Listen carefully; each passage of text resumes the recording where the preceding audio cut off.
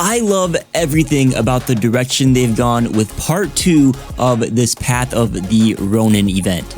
You know, ever since Call of Duty adapted the live service model starting with Modern Warfare 2019, not all, but most event rewards have been mediocre. Thus, events themselves underwhelming, and all the cool DLC cosmetics have been locked behind a paywall in the store. Modern Warfare 2 has begun to make some of those items more accessible via gameplay, and part 2 of this Path of the Ronin event is taking yet another step forward. We have the return of DLC universal weapon camos and challenges that feel like another layer of progression, which I personally find fun rather than a time drainer, like part 1 of the Ronin event was. Part 1 was boring for reasons I've previously shared on this channel and will review again in this video, but first let's talk about these camos. You can get 2 limited time weapon camos for free during the latter half of Season 2. The first one is called Winds of Ash, which is a spiritual successor of the fan favorite Cherry Blossom camo from Call of Duty Black Ops 2.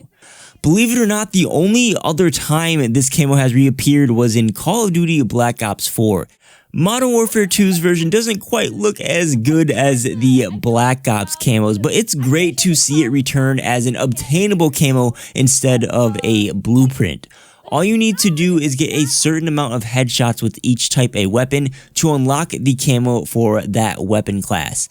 In this gameplay, I'm using Winds of Ash on the Tempest Torrent Marksman Rifle primarily, and all I had to do was get 50 headshots to unlock it for every Marksman Rifle in the game. The launchers and melee are the only classes that don't need headshots. You just need to get kills and kills from behind respectively. Once you've unlocked Winds of Ash for all 10 weapon classes, you are rewarded with 2 mastery rewards. You get a gold weapon charm, which is kinda if I'm being honest. But the highlight here is the Bowing Blossoms camo. This is a Cherry Blossom recolor, and it's a cleaner looking camo. Notice you get more coverage on the surface compared to the Winds of Ash camo, resulting in a much nicer looking camo. Personally, I lean towards the pink one, but I'm not sure which one is better. So if you have a strong opinion, please share in the comments.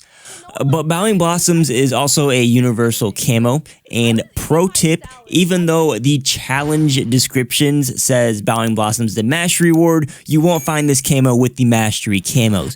Both camos can be found in the newly added event category in the camo UI in case you or someone you know are struggling to find it. Now, when I say I'm loving everything about part 2 of this event, I'm speaking from the perspective of multiplayer. I acknowledge that Warzone only players could struggle with the amount of headshots needed, but I think we can all agree that multiplayer is an afterthought in Call of Duty at this point in time. It's getting less and less content and support over time. It has progression issues, and you'd think events would be an easy way to pump some life into a game. The problem is that most Call of Duty events suck. They suck at being fun, and they suck at being rewarding. I believe the 80s action heroes in Call of Duty Black Ops Cold War with the Die Hardpoint mode has been the only fun and unique thing for multiplayer that I can think of off the top of my head since Modern Warfare 2019 at least. It was a fun event in Warzone as well, and in Warzone I've enjoyed the Kong vs. Godzilla event, the Halloween Zombies event, and I don't know if it was necessarily an event, but the I think it was called Iron Trials game mode where you had like the increased health and reduced loadouts and stuff I also really enjoyed.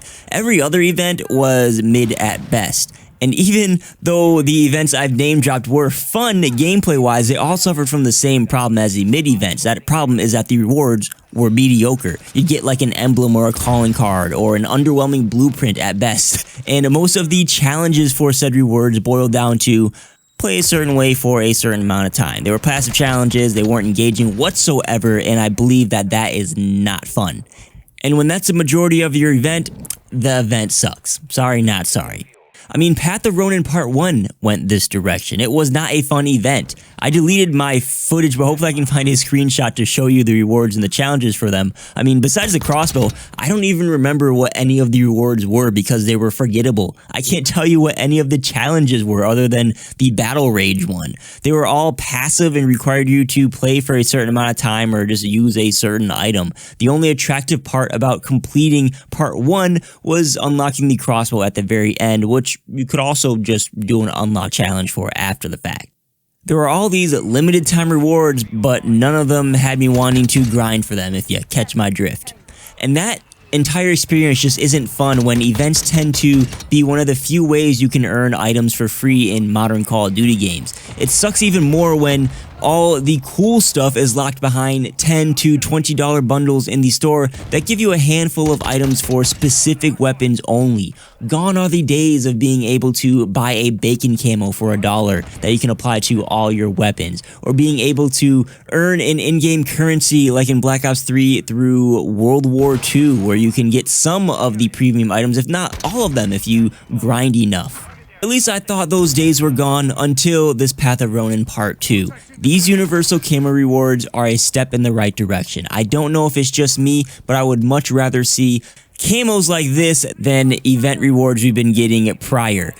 Even if the camos sucked. I mean, these two Ronin camos, I don't think they're amazing necessarily, but I don't think they're bad. But if they were bad, I would rather have them. I don't need more calling cards. I don't need weapon charms, unless it's something like Godzilla with animated atomic breath. I don't need a mediocre blueprint that loses its mediocre look when you change the attachments on it. I mean, this got my mind going. Imagine you take some of those like 800 COD point blueprints we see in the store that are not really appealing. You keep maybe the unique design it has, but turn the color scheme of it into a universal camo that pairs with that blueprint to give you that signature look.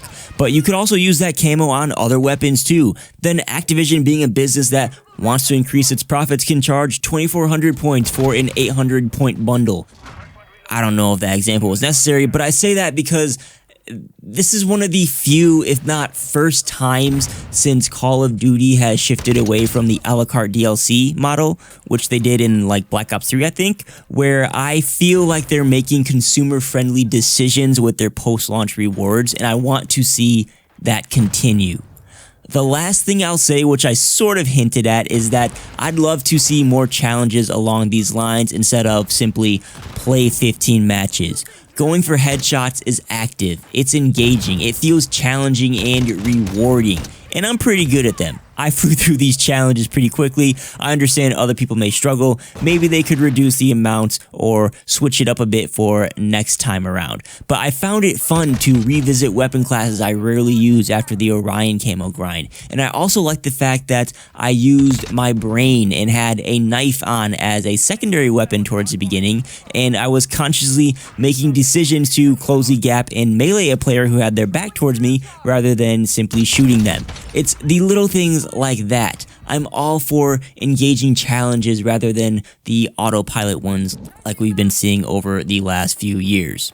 So 2 thumbs up from me for Path of the Ronin Part 2. I can't wait to see how they handle the next Call of Duty event, and I'm curious to see what other players think because the player base is so diverse at this point in time. What some people love, others will hate, so please comment your thoughts. I'd love to get an idea of the overall opinion for this event. Please don't forget to click like on this video if you enjoyed it or learned something new. Consider subscribing to the channel, and I'll catch you on the next video.